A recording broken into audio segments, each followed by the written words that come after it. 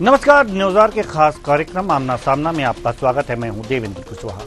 MP के पंचायत मंत्री प्रहलाद पटेल की ओर से दिए गए भीख मांगने वाले बयान पर सियासत थमने का नाम नहीं ले रही है। कांग्रेस हमलावर है। कांग्रेस ने इस बयान को गंभीरता से लेकर हल्ला करना शुरू कर दिया है। कांग्रेस मीडिया विभाग के अध्यक्ष मुकेश नायक ने कांग्रेस प्रवक्ताओं के साथ हाथ में कटोरा लेकर प्रेस कॉन्फ्रेंस की। उन्होंने कहा कि जिस जनता को हम जनार्दन और लोकतंत्र में भगवान कहते हैं, उसे मंत्री प्रहलाद पटेल भिखारी कहते हैं। वे आम आदमी को कीड़ा मकोड़ा समझते हैं। आज इसी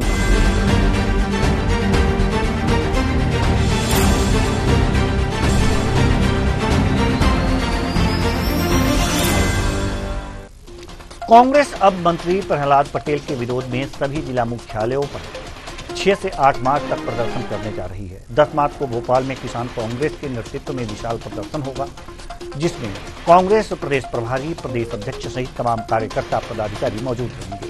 वहीं 11 मार्च से 15 मार्च तक मोर्चा विभागाध्यक्ष विभागीय मंत्रियों को ज्ञापन सौंपेंगे। कांग्रेस बीजेपी नेताओं को ऑनलाइन कटोरे भेजेगी। कांग्रेस ने प्रहलाद पटेल से 6 सवाल भी पूछे हैं।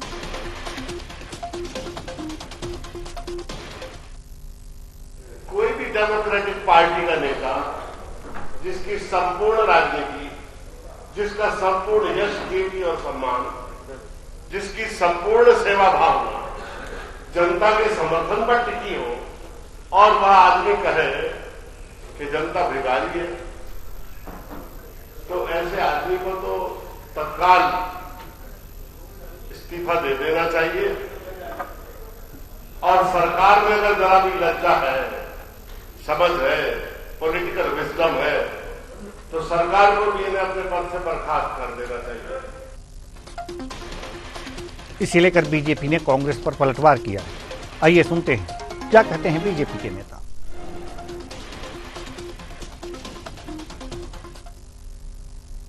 देखिए, कांग्रेस पार्टी दिवालियेपन के दौर से गुजर रही है, इसीलिए केवल उल जलूल विषय उठाकर राजनीतिक चर्चाओं में बने रहना चाहती है। जब प्रहलाद पटेल जी द्वारा स्पष्ट तौर पर बात रख दी गई है कि सामाजिक कार्यक्रम था और समाज के लोगों की जागरूकता के लिए बात कही गई थी, वो कार्यक्रम में कांग्रेस से संबंधित नेता भी उपस्थित थे। अगर कांग्रेस पार्टी इस विषय पर कार्रवाई चाहती है तो पहले कांग्रेस के अपने नेताओं के ऊपर कार्रवाई होना चाहिए, अन्यथा कांग्रेस पार्टी केवल बेवजह की राजनीति कर रही है। कांग्रेस पार्टी गंभीर विपक्ष की भूमिका निभाने में असफल हुई है, जनता के मुद्दे कभी नहीं उठाती है, केवल चर्चाओं में बने रहने के लिए नकारा और दिवालियेपन की राजनीति करती है। तो प्रहलाद पटेल जो कि मंत्री हैं मध्य प्रदेश सरकार में, उन्होंने एक सभा के दौरान ये बातें कही। राजगढ़ में वो सभा हो रही थी, जिसमें उन्होंने कहा कि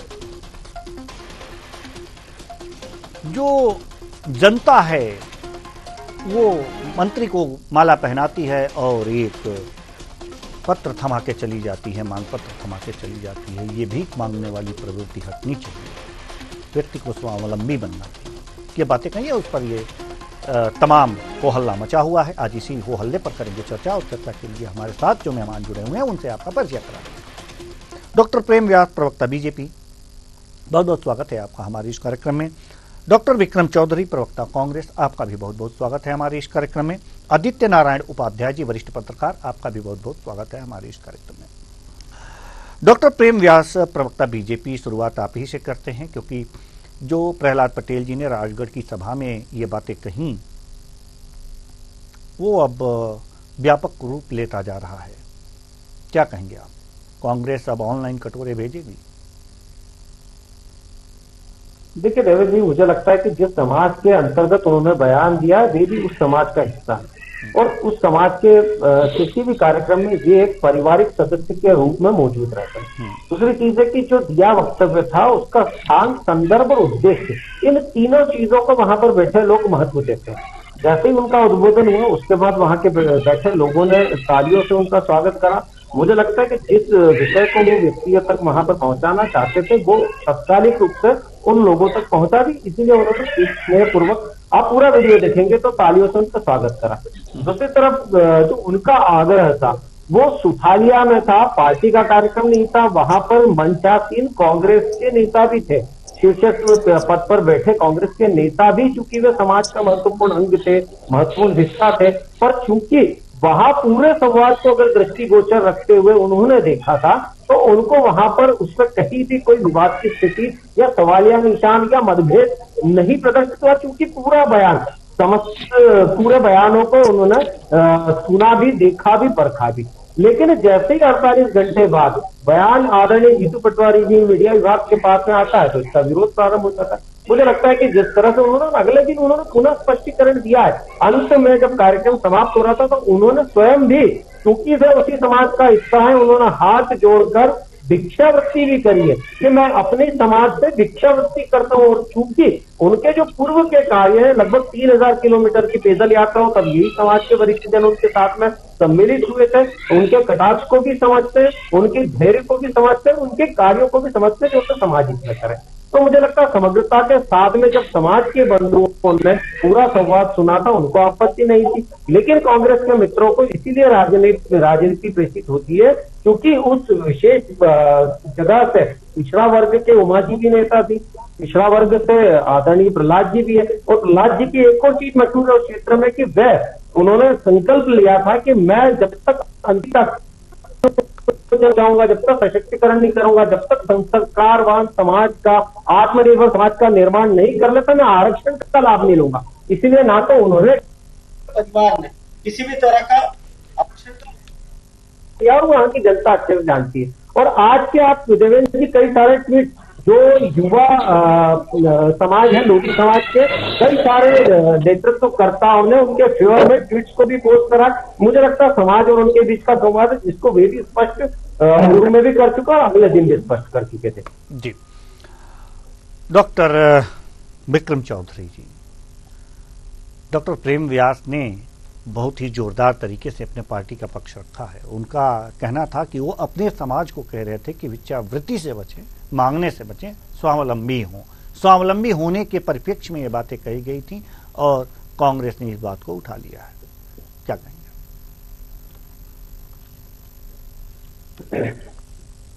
यात्रा का उनका पूर्व में रिकॉर्ड कैसा रहा है, तो इस आधार पे ऐसा लगता है कि भाजपा ये अनुरोध कर रही है, मांग है कि वो जनता का तिरस्कार इस आधार पर कर सकते हैं कि वो 3000 किलोमीटर की पद यात्रा कर आए। अभी दूसरा कह रहे हैं कि पिछड़ा वर्ग का उन्होंने सर्टिफिकेट नहीं बनवाया। तो भाई, सांसद और विधायक की सीट में पिछड़ा वर्ग के लिए कोई विशेष रिजर्वेशन नहीं है, वो सामान्य सीट से, खुली हुई सीट से लड़ते हैं। तो ये उन्होंने कोई बहुत महान योगदान नहीं दे दिया है जिस तरीके से उन्होंने उल्लेख की। हमारा ये कहना है कि जो जनता आपको आम से खास बनाती है, आप मात्र एक लोधी समाज के सदस्य होते तो आप कुछ भी करते रहते, तो आपको कौन सुन रहा था, जान रहा था। आपको न सिर्फ लोधी समाज ने बल्कि सभी समाजों ने वोट देकर इतना विशेष बना दिया है कि आप यदि कुछ यहाँ करते हैं तो वो आप सार्वजनिक दायरे में उसकी समीक्षा की जा, स्केल पर रखा जाता है। परिप्रेक्ष्य में यदि हम देखते हैं तो कैबिनेट मंत्री जो पूरी की पूरी सभा के लिए उत्तरदायी होती है, उसका सम्मान सदस्य यदि जनता को सीधे तौर पर ऐसे तिरस्कार करते हुए भिखारी कहता है, वो यहीं नहीं रुकते हैं। जब उनसे इस बात पे स्पष्टीकरण मांगा गया तब उन्होंने पुनः ये बात दोहराई कि मैंने पहले भी ऐसा कहा था, मैं फिर से ऐसा कहता रहूंगा। तो बात यहीं से बिगड़ी थी। जब उनसे कहा था कि आपने जो कह दिया उसकी माफी मांग लीजिए, लेकिन उन्होंने अपना अहंकार और दंभ दिखाते हुए कहा कि मैंने पहले भी ऐसा कहा था, फिर मैं ऐसा कहूंगा। अब आप मुझे बताइए, ये जो रद्दी भर, जो उनके अनुसार जो टोकरे भर जो आवेदन आए हुए थे, वो आवेदन क्या किसी सामाजिक सदस्य या किसी जाति विशेष के सदस्य को दिए गए थे? वो तो सभी के सभी एक मंत्री को संबोधित थे, तो और मंत्री उस हैसियत से उनका निराकरण उनको करना था। अब इसमें उनके समाज या उसके समाज की बात कहाँ से आ गई है? वो तो किसी मंत्री को चिट्ठी दे रहे थे, ना कि अपनी जाति के आदमी को। जाति के आदमी को तो पड़ोसी को भी दे सकता था, लेकिन उससे क्या होता है? जो चिट्ठी, पत्री, आवेदन जो सामाजिक या कोई नागरिक किसी को देता है तो वो उसका अधिकार होता है, वो उसकी भीख नहीं होती, याचना नहीं होती। हम नागरिक हैं, हम प्रजा नहीं। इस बात का विशेष ध्यान रखा जाना चाहिए। मैं पुनः दोहरा रहा हूं कि हम नागरिक हैं, हम प्रजा नहीं हैं। इसलिए यदि कोई भी चिट्ठी किसी भी मंत्री को दी जाती है तो वो याचना नहीं होती, नहीं अनुरोध नहीं होता है, वो होता है कि ये मेरा अधिकार है और मैंने आपको अपना अधिकारी प्रतिनिधि बना के भेजा है, अब मुझको आप ये अधिकार जो मैं बता रहा हूं वो आप मुझे दीजिए। इसके एवज में वो क्या कहते हैं कि आप भिखारी हो, आप स्वावलंबी नहीं हो। आप ऐसा जनता का कोई व्यक्ति कैसे तिरस्कार कर सकता है जिसकी वोट से वो आदमी आज पद और प्रतिष्ठा पर बहे।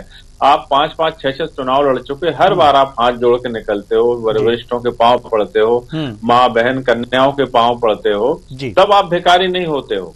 अब आप जब वही जिसका आपने वादा किया था उस जनता से कि आप मुझे वोट दो, मैं आपकी समस्याओं का समाधान करूंगा, जब जनता ने आपकी बात में आके वोट दे दिया और जब वो समस्याओं का समाधान करने ले गई तो कहने लगे आप भिखारी हो। कितना दुर्भाग्यपूर्ण और निंदनीय वर्ब है। कांग्रेस पार्टी चाहती है कि वो उन्होंने जब पहले माफी नहीं मांगी, पुनः उस गलती को दोहराया, तो अब हम चाहते हैं या तो वो इस्तीफा दें और मोहन यादव उन्हें तत्काल प्रभाव से बर्खास्त करें। जी, आदित्य नारायण उपाध्याय जी, अभी आपने दोनों हमारे प्रवक्ता महोदयों को सुना। अब चूंकि आपकी राय लेने से पहले मैं चाहता हूं प्रहलाद पटेल का वह बयान हम यहां प्ले करें कि हमारे दर्शक भी उसको सुने, वो क्या कह रहे हैं। कांग्रेस अध्यक्ष जीतू पटवारी जी का बयान आज जो छपा है, मैं सबसे पहले उनसे कहूंगा कि वो मेरी पार्टी और मेरे नेतृत्व से क्षमा याचना पहले करें, क्योंकि सुठालिया के कार्यक्रम में कांग्रेस पार्टी के नेता भी मंच पर मौजूद थे।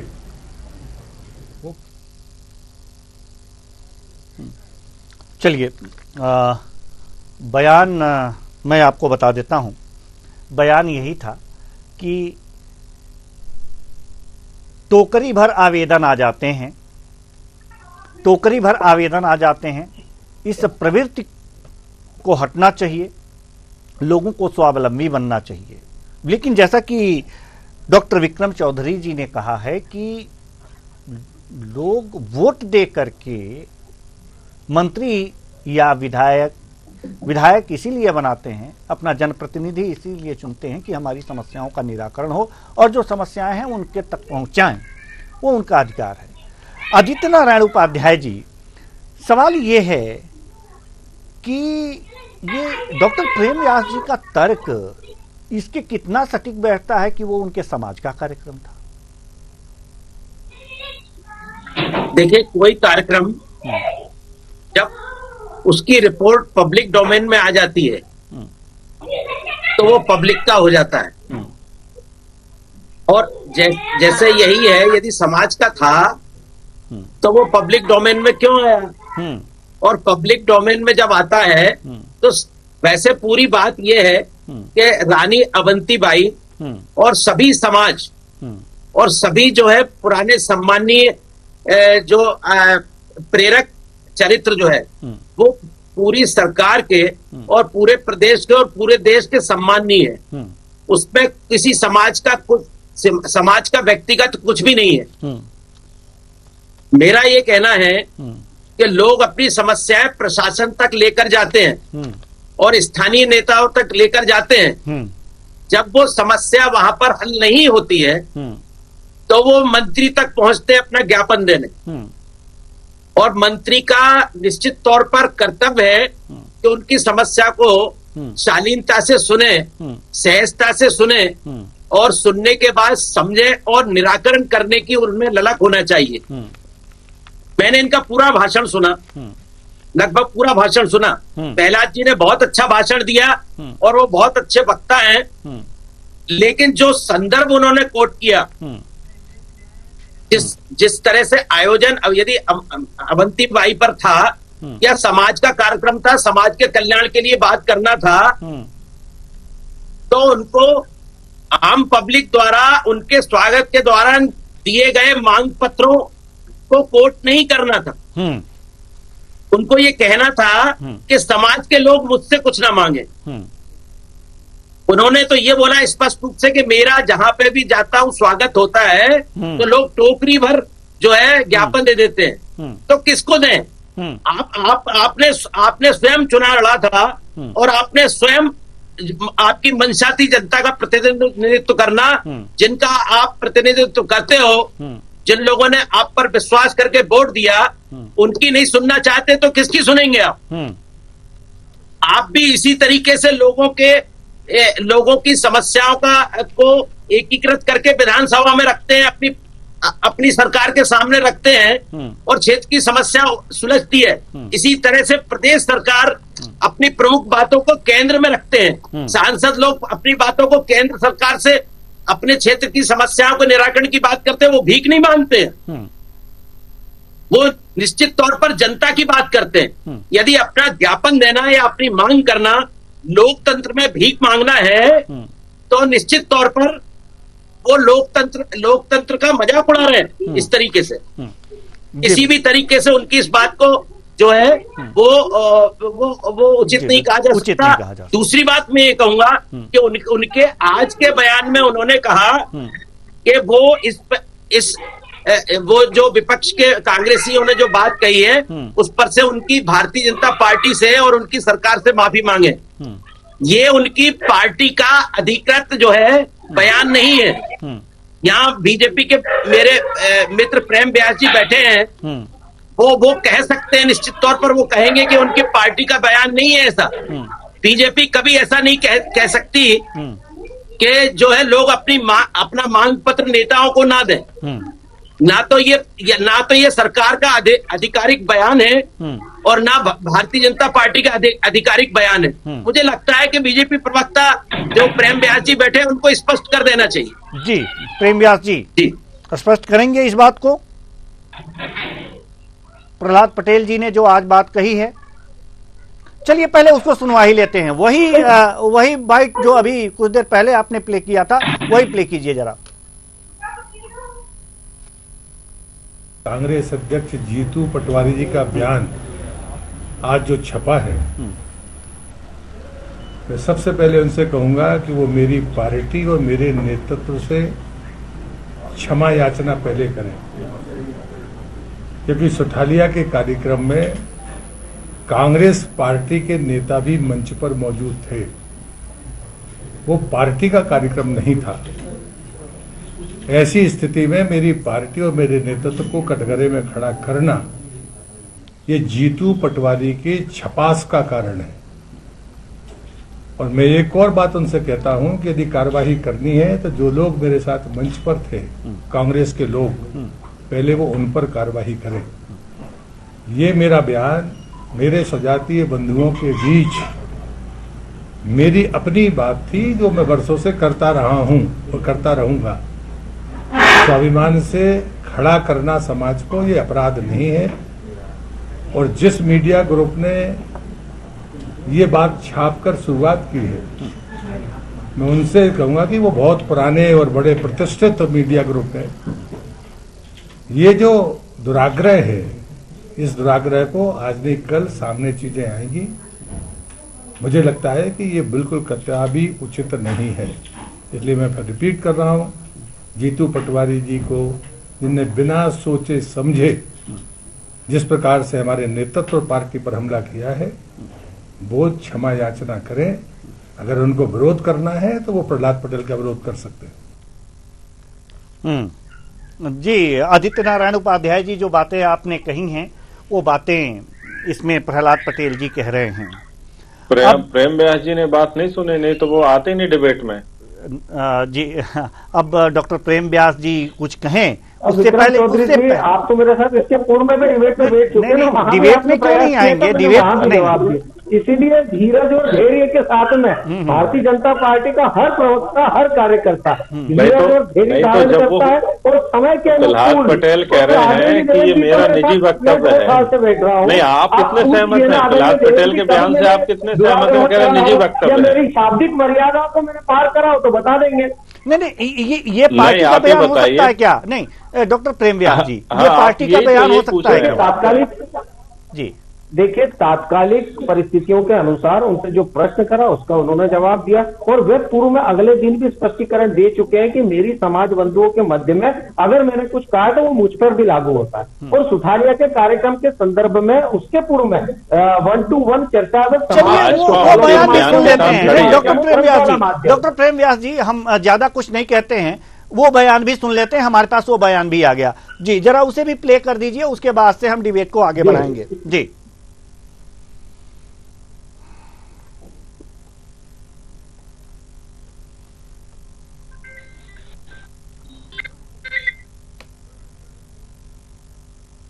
जी प्रहलाद पटेल जी के उस बयान को अगर प्ले कर सकते हो तो कीजिए।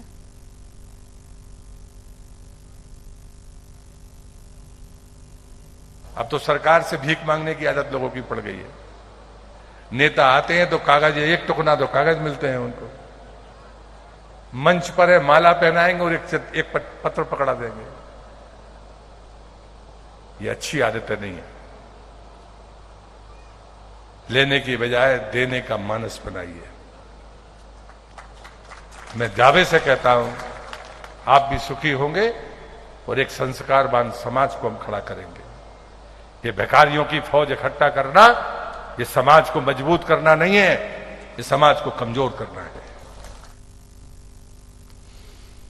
डॉक्टर प्रेम व्यास जी, स्पष्ट कहा, सुनिए आप, सरकार से वही बात हम कहने जा रहे हैं। डॉक्टर प्रेम व्यास जी किस संदर्भ में कहा उनके, मैं देवेंद्र जी अरे सरकार का क्या संदर्भ है? प्रेम व्यास जी, मतलब सरकार का संदर्भ आप अलग अलग कर रहे हैं क्या? चाहे कोई भी समाज हो। नहीं डॉक्टर प्रेम व्यास जी, बात कर रहे हैं? एक मिनट विक्रम चौधरी जी, डॉक्टर साहब जरा धैर्य रखिए। हम एक सवाल आपसे डॉक्टर प्रेम व्यास जी पूछना चाहते हैं, वो ये कि कोई भी समाज हो क्या सरकार से मांग नहीं कर सकती? देखिए, निश्चित रूप से सरकार से कोई भी मांगे की जा सकती है, लेकिन तो समाज भीख मांगना होगा। नहीं, अगर जो मांग की जा सकती है तो भीख मांगना होगा। इसीलिए मैंने कहा, अपन पृथकीकरण अगर शब्दों का करेंगे तो निश्चित रूप से उसके अलग अलग मतलब निकलेंगे।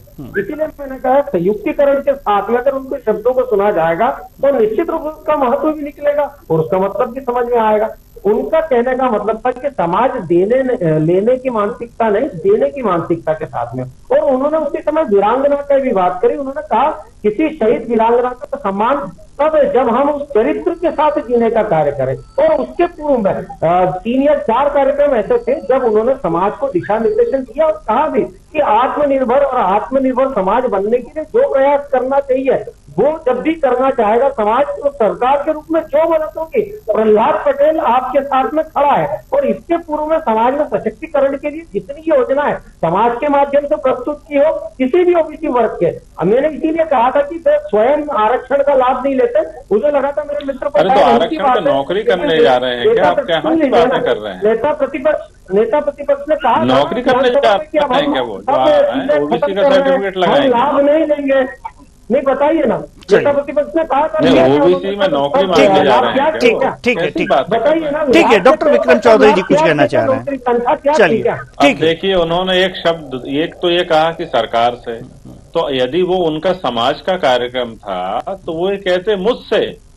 उन्होंने सीधा कहा मुझसे ना कह के। उन्होंने ये भी नहीं कहा कि मेरी समाज मुझसे बार बार मांग करती। उन्होंने कहा कि मैं जहां जाता हूं माला पहनाते हैं और एक टुकनिया आवेदन दे देते हैं।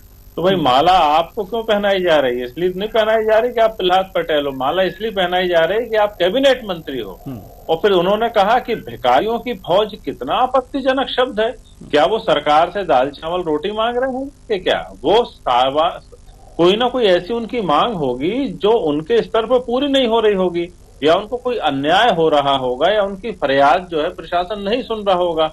आप मुझे बताइए कि वो उनसे वो चिट्ठी में क्या लिखा होगा? ये थोड़ी लिखा होगा कि मुझे खिला दो, मुझको आज मिठाई खाना है, मेरे बच्चे ने आज आइसक्रीम नहीं खाई। ये सब बातें तो नहीं लिखी होंगी। कहीं ना कहीं प्रशासन उनकी अनदेखी कर रहा होगा।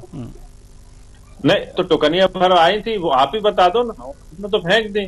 सिंधिया जी की बात आई थी, उन्होंने फेंक दी थी, वो तो वीडियो आया था। नहीं तो बता रहे हैं, हम तो दावा कर रहे हैं। वो तो कह रहे हैं भिखारियों की फौज, तो क्या वो लोधी समाज का अपमान कर रहे हैं? भाई लोधी समाज के नेता होकर लोधी समाज का अपमान करना ठीक बात नहीं है। और वो कह रहे हैं कि सरकार से। तो देखिए, आप ऐसा है कि आप कितना भी बचने का प्रयास करें, आपके नेता ने आपकी किरकिरी करा दी है। इसके बाद उनका जो अहंकार है वो, और जैसे कि यहाँ जो विशेषज्ञ महोदय बैठे हैं, वरिष्ठ पत्रकार, उन्होंने कहा कि ये लोकतंत्र का अपमान है और जनता का मजाक है। वो जनता जो लोकतंत्र की निर्मात्री है, वो जनता जो लोकतंत्र में माई बाप है, वो जनता जो जनता जनार्दन है, यदि उसका आप ऐसा अपमान करोगे तो आपको कहने का कोई अधिकार नहीं। हम पुनः अपनी मांग दोहराते हैं कि मोहन यादव यदि अपने लालच और अपनी जो उज्जैन में जो उन्होंने धमा चौकड़ी मचा रखी जमीन हड़पने की, यदि उससे बाहर आ गए तो इनको अब ये देखिए, इस तरह की बात करेंगे तो आपत्ति होगी ना देवेंद्र जी? नहीं, आपत्ति क्या, आज आप देख लीजिए वीडियो और देखिए एक सवाल अपने हिसाब से सभी अपने अपने मतलब निकाल रहे हैं उनके। कहीं इनको मुख्यमंत्री नहीं बनाया गया, उस बात की कुंठा तो नहीं है कि 1 साल हो गया उनका मन। ये बताइएगा, आदरणीय जीतू पटवारी जी क्या हार गए इसीलिए ये कुंठा है कि वे आम जो है हिंदू धर्मावलंबियों को कहेंगे पापी लोग? चलिए ठीक है, ठीक है। आदित्य नारायण उपाध्याय जी, नहीं, ठीक है। आदित्य नारायण उपाध्याय जी, क्या लगता है आपको? मुख्यमंत्री जी तक जाएंगे, ठीक है सर, ठीक है बात करूंगा तो वो मत करिए। ठीक है सर, ठीक है। आदित्य नारायण उपाध्याय जी, क्या आपको लगता है कि बीजेपी इस मामले में पूरी तरह से फंस गई है और निकलना मुश्किल हो रहा है? नहीं, बीजेपी तो मुझे लगता है नहीं फंसी है। मंत्री जी अधिकतर जो है अच्छा बोलते हैं, पर उनसे निश्चित तौर पर ये जो बात कही गई है वो ठीक नहीं कही गई है। हालांकि आज स्पष्टीकरण देते हुए मंत्री जी ने जरूर जो है बीजेपी और सरकार को अपने साथ लेने की जानबूझकर कोशिश की गई है। तो इस बात को बिल्कुल सही बात है कि भारतीय जनता पार्टी को और सरकार को स्पष्ट कर देना चाहिए कि ये सरकार की अभिव्यक्ति है या उनकी व्यक्तिगत अभिव्यक्ति है।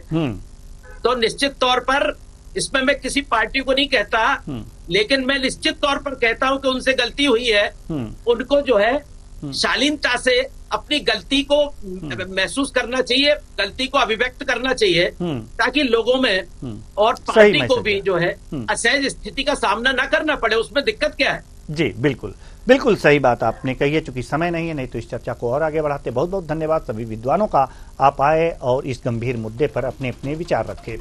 तो मंत्री जी से जब सवाल होगा तो कोई न कोई जवाब देंगे, और जब जवाब देंगे तो कहीं अगर जो जवाब गलत दे दिया तो मामला फंस भी सकता है। और इस समय प्रहलाद पटेल जी घिरे हुए लग रहे हैं, कांग्रेस उन्हें चारों तरफ से घेर रही है। अब देखना होगा कि ये जो घिरने वाली राजनीति है उसमें प्रहलाद पटेल जी पूरी तरह से घिर जाते हैं कांग्रेस के घेरे में, या फिर किसी तरह से निकल पाते हैं। फिलहाल इस कार्यक्रम में इतना ही, मुझे दीजिए इजाजत, नमस्कार।